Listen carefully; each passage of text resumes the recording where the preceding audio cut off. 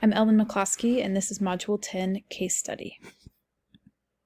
Summarize and establish the case study. The summary and facts of the case study regarding Miguel Hernandez are as follows. A student, Miguel Hernandez, who is a student at Nottingham High School, became paralyzed from the waist down after being tackled in a football game.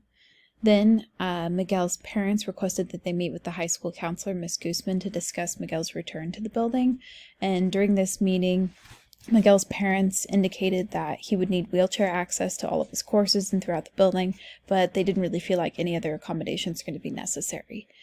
Miguel was then released by his doctor to return to the building, where he was welcomed back to a seemingly normal and inclusive environment. As soon as he returned and he got to his first hour biology class, his teacher told him that Miss Guzman wanted to meet with him immediately. He went down to meet with Miss Guzman, and she told him that because they could not provide him with wheelchair access to his biology course, that he was being switched to another science course that would meet his graduation requirements, but would not meet his college entrance admission requirements. Miguel's mother then requested to meet with Mrs. Hernandez, so she scheduled an appointment with the principal. Miguel's mother, Mrs. Hernandez, scheduled an appointment with the principal where she demanded that Miguel be put back into that biology course, as he was intending on attending university and he was needing that course to be admitted into the college. Then, during that meeting, Mr. Hernandez, Miguel's father, walked into the meeting with an attorney who then began questioning the principal on their knowledge of Section 504 of the Rehabilitation Act of 1973, and stated that Miguel needs specific services and that by not providing these things to Miguel, they are denying him FAPE. Legal or ethical issues. The legal and ethical issues within this case study must be reported. First of all, Miguel Hernandez has been harmed by the decision made by Miss Guzman to remove him from his biology class and placing him in a different science course because she's creating barriers between Miguel and the university, and it's in turn denying him a FAPE. Miss Guzman felt like the course was equitable, but obviously did not recognize the impact the course switch had on Miguel's future. Secondly, the action contradicts Section 504 of the Rehabilitation Act of 1973. As the Parent Center Hub No Date states, Section 504 requires that school districts provide a free, appropriate public education to qualified students in their jurisdictions who have a physical or mental impairment that substantially limits one or more major life activities, regardless of the nature or severity of the disability. Along with Section 504, it also contradicts the Americans with Disabilities Act, which ADA No Date states. Title II of the ADA applies specifically to educational institutions, requiring them to make educational opportunities, extracurricular activities, and facilities open and accessible to all students. Next, a breach of contract is multi-layered because although Miguel fits the definition of qualifying under Section 504, this case study does not indicate one way or the other whether there was a true written 504 plan created by a team at the school. Therefore, there's no written contract other than a conversation between Mrs. Hernandez and Miss Guzman that's documented. And during that conversation, it was determined that Miguel would only need the use of a wheelchair to access different classrooms in different parts of the building, but there would be no other accommodations that were necessary. Therefore, the school had no written documentation of Miguel's needs and the plan for addressing those needs. And while it was not intentional, another gray area is whether this is considered discriminatory or not. The school did deny Miguel FAPE. They failed to implement a 504 plan for a student who clearly qualifies, and they did not allow Miguel to take a college preparatory class simply because they could not provide him wheelchair access. By not providing him wheelchair access, the school is denying him, defying ADA. They did not implement a culturally responsive practice to engage Miguel and to ensure that he's in part of a inclusive culture. This is a graphic that's on FAPE and that I built in one of the modules, just explaining what FAPE is, why we must follow FAPE, and what the consequences of not following FAPE are. Synthesize. Although unintentional, Miguel's school did not provide him with wheelchair access to a course that is required for college entrance. Therefore, they're defying ADA, and they denied him FAPE under Section 504 of the Rehabilitation Act, discriminated against him based on his physical disability, and it is unclear whether the school provided him with a written 504 plan, even though they know he's a student with a severe physical impairment. Synthesize the facts. This is broken out into people, place, and programs.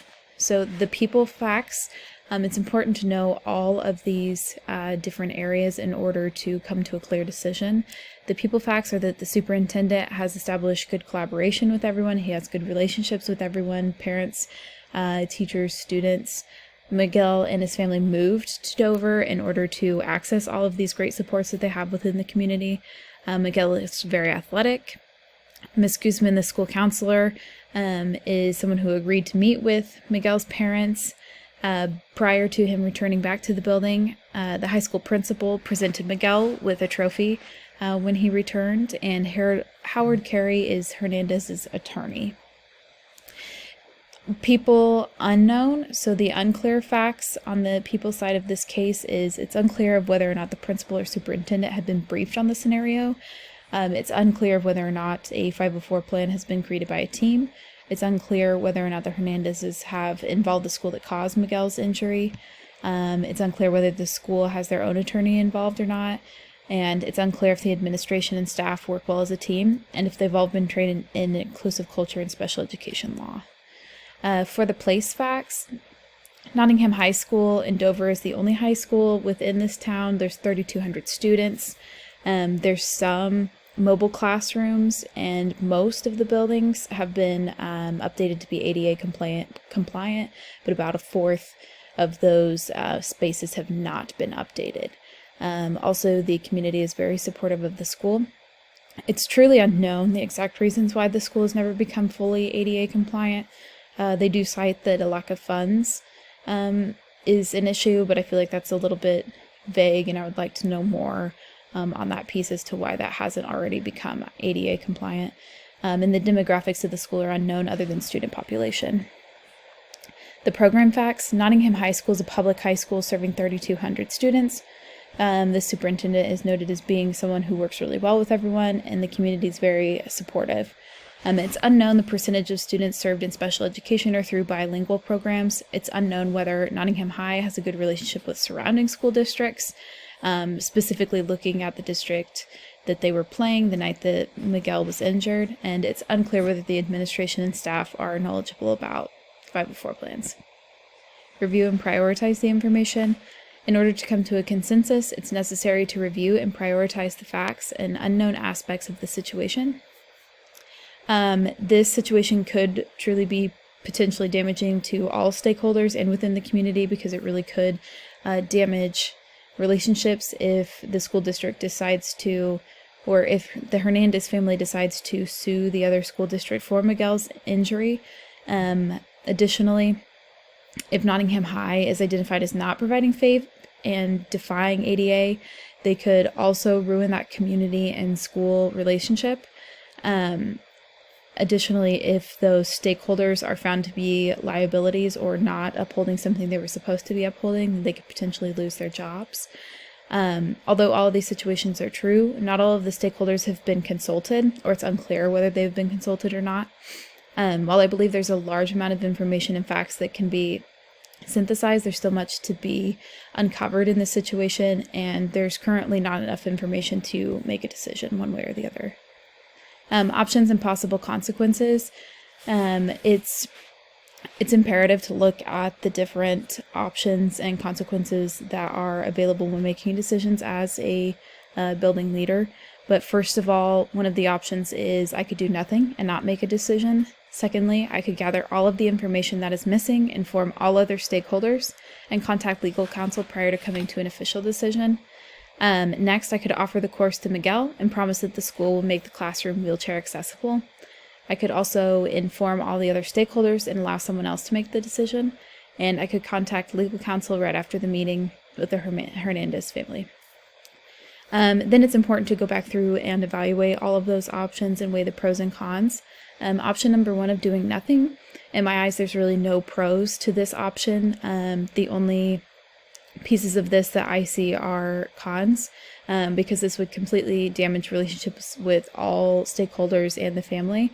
It also doesn't provide the student any sort of access to the course that they're needing, and doesn't allow them to be ADA compliant.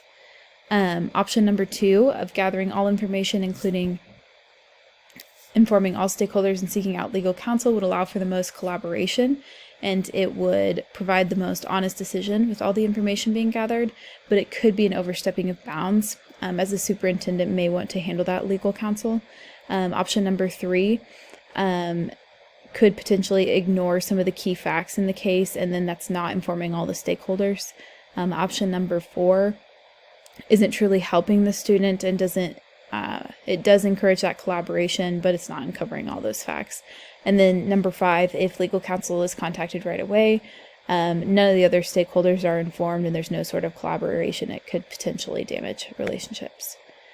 Choosing the best option. After weighing the pros and cons of various options, it's right to make a final decision that puts the student's best interest at the center. In order to ensure everyone's best interest is considered, it is necessary to first contact all stakeholders and inform them of the situation. The stakeholders could feel blindsided if they're not informed. Then it's necessary to attempt to clear up all unknown facts within the situation. Finally, it's necessary to contact legal counsel to ensure that all steps are taken. Implementing that decision, first of all, I'm going to speak with the Hernandez family and the attorney and let them know that I feel like I don't have enough information to make a decision at this meeting, but then I need to collaborate with those other stakeholders, figure out where we're at with this, and develop a plan. Then I'm going to inform all stakeholders of the situation and ask for a meeting to discuss the facts and discover unclear information. These would be the counselor and the superintendent. And finally, I'm going to recommend legal counsel is consulted in order to make sure that we're stepping through the correct process. And these are the references that I used.